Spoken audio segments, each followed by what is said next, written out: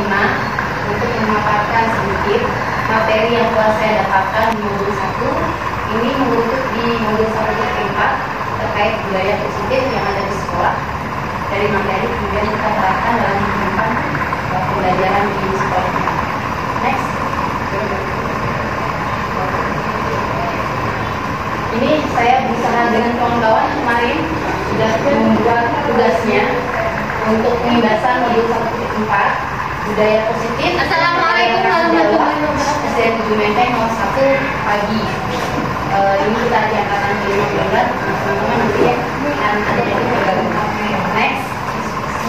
Budaya positif yang coba kita bangun dari materi yang sudah disampaikan, yakni nilai-nilai, keyakinan-keyakinan dan kebiasaan-kebiasaan di sekolah yang berpihak pada murid agar murid dapat berkembang menjadi pribadi yang kritis, penuh hormat dan bertanggung jawab.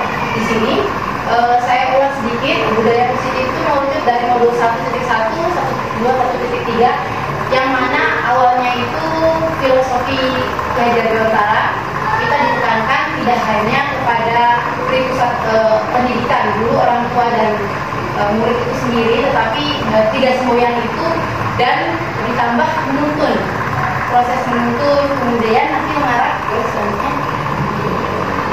di latar belakang ini keseluruhannya menceritakan mengenai suasana positif yang ada di sekolah kita. Alhamdulillah sekolah kita itu sudah hampir 90%, meskipun kemarin tertatih ya beberapa guru karena jadi kita harus kembalikan lagi karakter dan ada positifnya. Di sini sangat mendukung untuk menciptakan pembelajaran yang kondusif, di mana suasana yang positif itu bagi murid dan guru akan menemukan suatu kondisi pembelajaran yang menyenangkan, sehingga proses pembelajaran dapat berjalan tanpa adanya suatu beban atau paksaan, tapi menjadikan suatu kebutuhan bagi siswa. Suasana positif ini juga akan membantu menggerakkan moral yang positif bagi murid, hingga karakter dari murid itu tumbuh tidak hanya membentuk dari akademik intelektual, tetapi juga ada karakter dalam lingkungan keseharian. Next. Ini yang coba saya videokan, yang coba saya foto, ada beberapa video, tapi di sini saya tampilkan di foto beberapa budaya positif yang sudah pernah kita laksanakan, tapi dokumentasinya hanya memang saya pribadi kemarin sudah dapat dari teman-teman, belum semuanya di expose. Next. Ini budaya-budaya positif yang teman-teman dari Kudus SMP 144, kemudian SMP 174 atau 147, kemudian ada SD 02, kita coba gabungkan, tapi saya menunjukkan kegiatan-kegiatan yang telah dilaksanakan oleh sekolah kita sendiri. Itu di sini. Nah, ada di tengah itu yang dari angkatan 1 sampai angkatan 4 coba menerapkan namanya kesepakatan kelas. Dari awal aturan diubah menjadi kesepakatan, tetapi di angkatan 5 ini diubah semuanya karena kemarin sempat stop 1 bulan itu.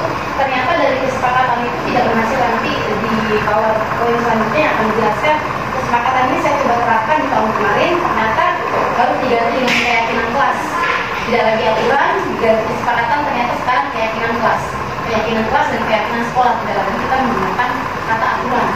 Itu yang harus nanti ke depannya di kurikulum Merdeka. Next.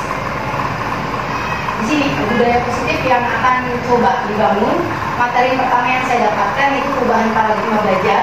Insya Allah semuanya sudah memahami, nanti ada sedikit ulasannya. Kemudian disiplin positif, motivasi perilaku manusia, kebutuhan dasar, posisi kontrol, restitusi, dan di sini yang asik nanti kita bahas. Kemudian keyakinan kelas dan segitiga restitusi itu sendiri. Next. Perubahan paradigma belajar. Guru adalah pemimpin pembelajaran, bukan lagi sumber satu-satunya siswa dalam belajar, yang mendorong perkembangan siswa secara holistik, aktif berpusat pada murid dan menjadi teladan serta agen transformasi untuk mewujudkan profil pelajar Pancasila.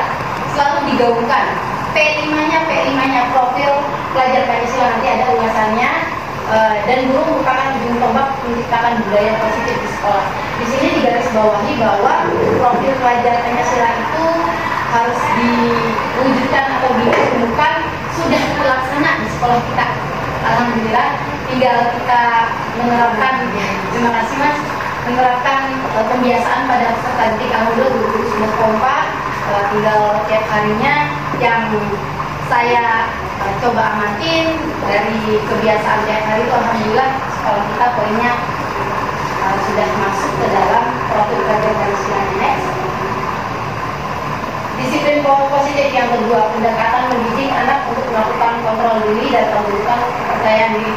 Jadi kalau yang dulu itu adanya hukuman, kemudian menjadi konsekuensi, sekarang kita kembalikan keyakinan dengan nilai-nilai kebajikan. Tidak lagi mengatasnamakan kamu sudah berbuat ini, kemudian menjadi ini ya. Tidak, kita kembali lagi keyakinan yang sudah dibuat awal pada saat masuk pembelajaran, membuat bersama-sama keyakinan kelas atau keyakinan sekolah, dikembalikan lagi kepada peserta didik keyakinan mana yang belum ditebalkan, bahasanya tidak menggunakan kurang atau lebih, yang harus ditebalkan dan yang harus ditingkatkan, bahasanya lebih positif, belajar positifnya dipakai. Next. Ini poin-poinnya. Disiplin positif merupakan suatu cara penerapan disiplin tanpa kekerasan dan ancaman yang dalam praktiknya melibatkan komunikasi tentang perilaku yang efektif antara guru, murid, dan lingkungan sekolah. Jadi di sini tercuma antara guru murid, tetapi lingkungan yang tidak mendukung, lingkungan dari luar maupun lingkungan dari dalam sekolah itu sendiri, sehingga nanti kegiatan yang dilakukan oleh guru calon guru penggerak ini diharapkan bisa dapat bantuan dari rekan-rekan guru untuk saling mengingatkan, lebih saya pribadi di sini untuk menerapkan disiplin positifnya. Kemudian dalam penerapan disiplin positif ini murid diajarkan memahami konsekuensi dari perilaku mereka. Selain itu, disiplin positif juga mengajarkan murid bertanggung jawab serta memiliki rasa hormat dalam berinteraksi dengan lingkungannya. Selama 2 tahun ini karena PJJ kita benar-benar kebut untuk memperbaiki adat dan karakter dengan pagi sampai kegiatan anak pulang dari sekolah pun kita sudah mencoba menerapkan disiplin positif. Yang ketiga, disiplin positif merupakan salah satu cara penerapan disiplin yang bertujuan untuk menumbuhkan kesadaran serta memberdayakan murid untuk melakukan sesuatu tanpa imbalan, ancaman, dan hukuman.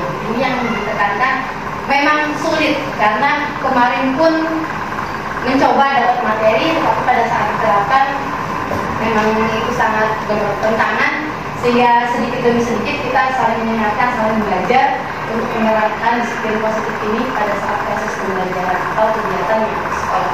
Next.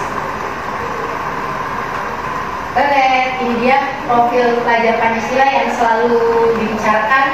Yang pertama, beriman dan bertakwa kepada Tuhan. Sebenarnya sini intinya pada sila pertama yang sudah saya simak itu Bu Haji Farida sudah menyampaikan pada saat apel atau upacara kemarin. Kemudian menciptakan kemandirian, benar kritis, kreatif, bergotong royong, dan berkebinekaan global ini. Yang keenamnya saling ada keterkaitan dari penciptaan ini dengan budaya positif yang tadi di sini sudah disampaikan. Next. Motivasi perilaku manusia untuk menghindari ketidaknyamanan atau hukuman, mendapatkan imbalan untuk penghargaan dari orang lain, menjadi orang yang mereka inginkan dan menghargai diri sendiri dengan nilai-nilai yang mereka percaya.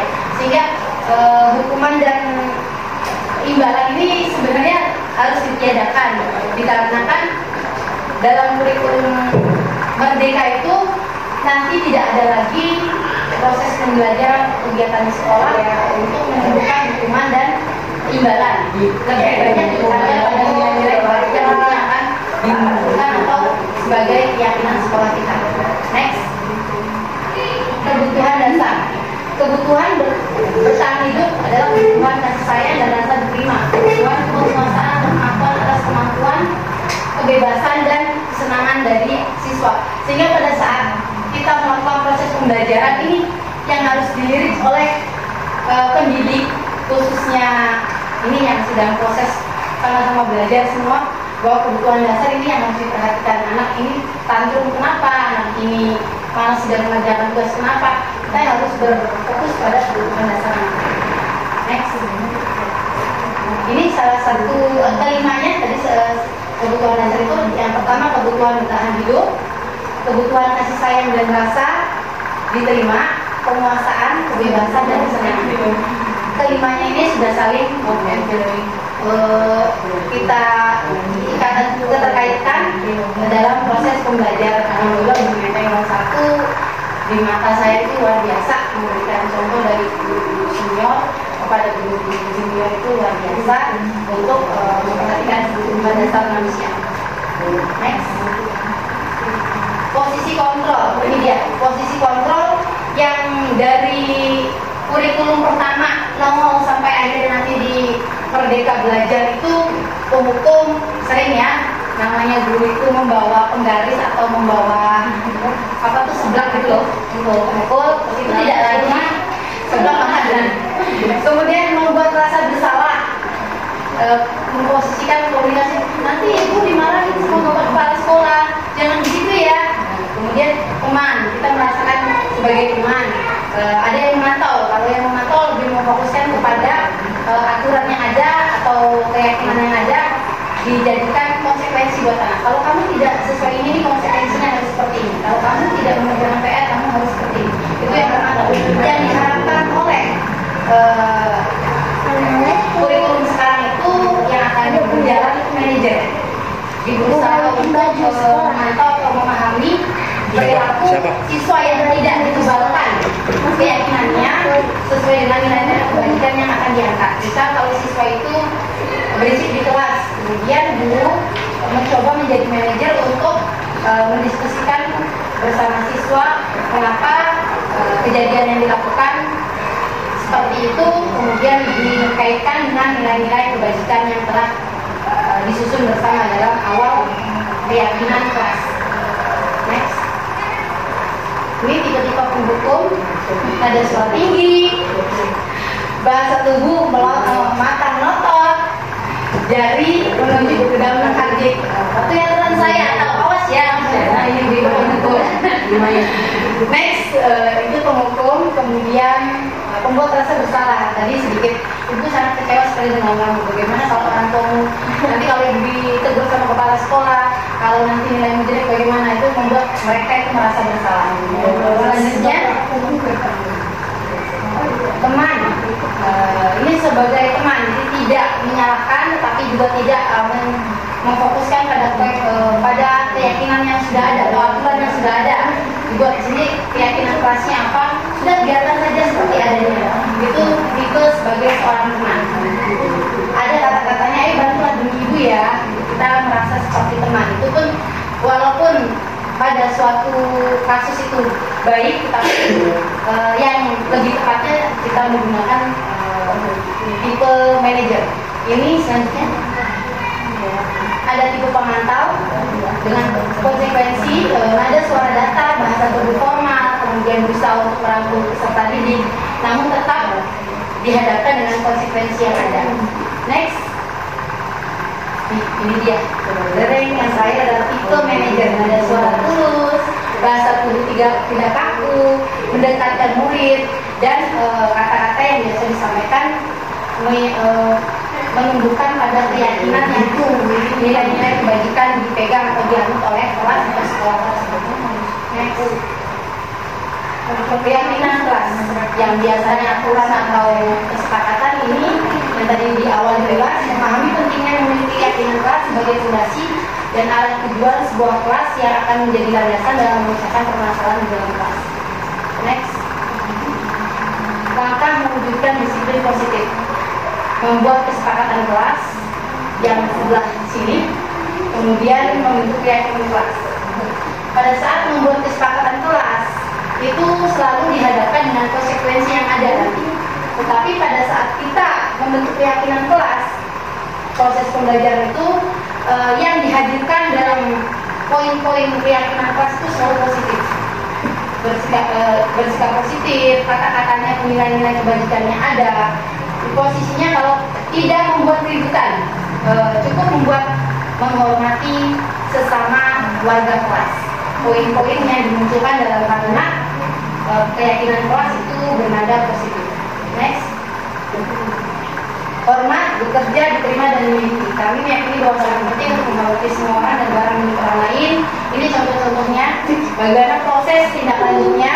Meyakini bahwa sangat penting untuk mengerjakan segala pekerjaan atau mengikuti kegiatan yang telah ditugaskan, diterima dan dimiliki. Ini intinya semua itu memiliki.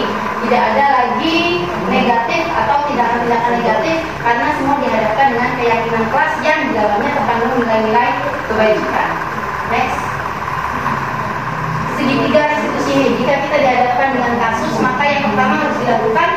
sebagai pendidik, yakni menstabilkan identitas. Biasanya kalau anak dia merasa bersalah, maka kita itu meyakinkan dulu kepada anak tersebut untuk mengapa melakukan, ceritakan dulu semua isi hatinya melakukan hal tersebut, sehingga mereka itu percaya kepada kita untuk melangkah kepada validasi tindakan yang salah. Setelah kita mendengarkan semua keluh kesahnya, baru kita memancing anak itu untuk menceritakan, kamu berbuat seperti ini kenapa? Kemudian menurutmu baik tidak? Kalau zaman sekarang namanya apa ya? Lebih kalau lembut, kalau zaman saya dulu lembut, kalau sekarang enggak, lebih santun, lebih lembut. Apa sih ya namanya ya, saya lupa kemarin apa itu. Ini untuk kelas 4 ya. Iya kelas 2 ya. Sebenarnya sih yakin semua juga udah lebih paham dari saya, karena memang saya baru terimanya Bu, sehingga di sini saya bisa menyampaikan, tapi kita diskusi ya, tapi yang Justru saya mau ngusulin dengan begini kita jadi tahu juga. Jadi gini Bu Ani, kayaknya ada batasan waktunya nggak dari yang telah didapatkan di sana? Misalnya ada, kayaknya nanti dalam waktu 1 tahun, dalam waktu 3 bulan, targetnya ada secepatnya tuh. Ada itu dia yang sebenarnya sambil belajar Bu ya. Saya lihat ini Merdeka pun ada yang sekolah kita sendiri kelas 1 dan kelas 4 dulu berkala kan, lalu kelas 2 dan kelas 5 gitu. Itu kembali lagi ke sekolah, membuat keyakinan sekolah dan keyakinan sekolahnya seperti apa terhadap materi-materi yang sudah ditampilkan dari minggu 1 ini. Sebenarnya ada yang lebih asik materinya, materi Ki Hajar Dewantara itu yang menuntun, kemudian di sini ada lagi bahasanya kita itu berhamba. Sebenarnya waktu awal itu kenapa sih harus berhamba pada itu nanti yang ini melesak. Ya, Melesak. itu kayaknya di modul 2 matematika. Saya punya bukunya tuh. Ya, saya nggak bisa buka modul 2 sebelum tugas ini kelar. Padahal deadline-nya materi September. Kemarin